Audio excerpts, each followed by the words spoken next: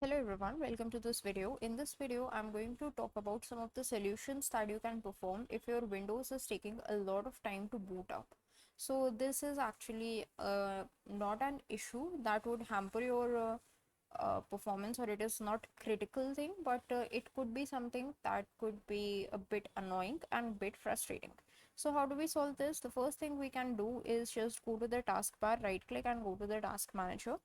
Here we are going to get a list of the programs that get started on startup. So while booting, these all programs needs to be started. That is why sometimes it takes more time to boot the system.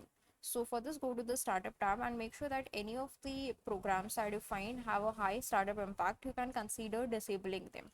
So you can disable them by just right clicking them and clicking on disable. But make sure that these are only the programs that you recognize are not actually needed during your boot, and you can actually start them afterwards also, and they should have a high startup impact.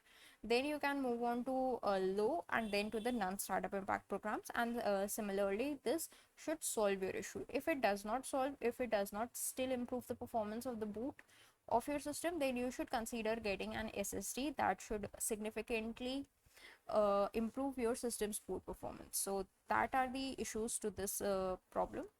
Thanks for watching.